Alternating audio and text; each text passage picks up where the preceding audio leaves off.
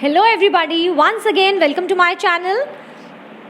So children, in last week, in the last class of science, we have learnt about the skull, which is a part of a human skeletal system. Moving ahead with the next part of the skeleton system, we are up to the spines or the backbone. So let's learn about the spine or a backbone. So here I write spine or backbone. Now what are spines, or we can say what is a backbone? So just to make you just to give you an experience of backbone, if you touch at your back here, if you just touch at your back, or if you have noticed, if you have seen someone, you might have observed that a long bone goes at the back of your body. At the back side there is a long bone, if you might have seen. So you can see this is the backbone. Such kind of bone is present at the back side of our body, and it gives support to our body. The support to the body is provided by the spine or the backbone, and it also protects the spinal cord which is present inside our body. So two things are discussed here about the backbone. One is it gives support. If we talk about, so it gives support to our body, and secondly, if we talk about, protects the spinal cord. These are the two main functions of your backbone which it do. This is basically a vertebral column, a long column we can say a type of cylindrical tube, and which is used to support our body and to protect the spinal cord. If we see carefully, somewhat it resembles, as you can see in the picture, somewhat it resembles like this, a shape of S, not exactly, but somewhat the structure resembles the shape of the letter S. Now if we talk about the spine or the backbone, here there are 33 bones present. 33 bones are present in your backbone. In the previous video we have learnt about the skull where 22 bones were present, and now in the backbone the number of bones are 33. Somewhere there are ring-like structures, somewhere there are holes also which provide the complete structure to this bone.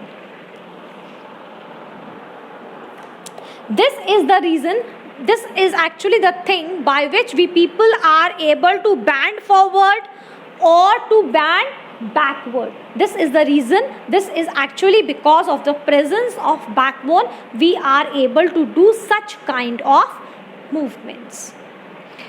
So here the backbone is all over. Only this much is discussed here in the chapter. So let's proceed to the next topic, that is the rib cage. Let's have a look to the rib cage. So now talking about the rib cage,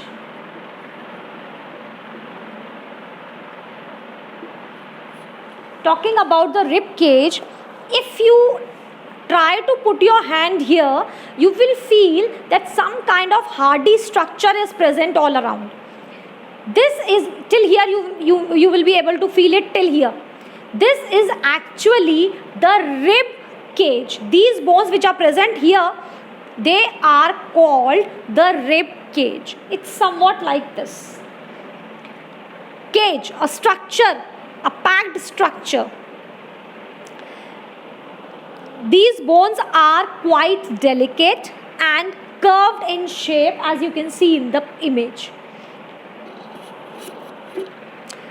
total number of bones present in a rib cage are 24 bones, or we can say they are present in pairs. So total 12 pairs are present in a rib cage, 12 on one side and 12 on the other side. As you can see, the spirals are formed, so 12 at this side and 12 at the other end. So total 24 bones, or we can say 12 pair of bones are present. Now, what is actually the use of it? This bone, or we can say these bones, the rib cage, actually the complete structure, this provides protection to our lungs, to our hearts, to the different other delicate organs which are present inside our body.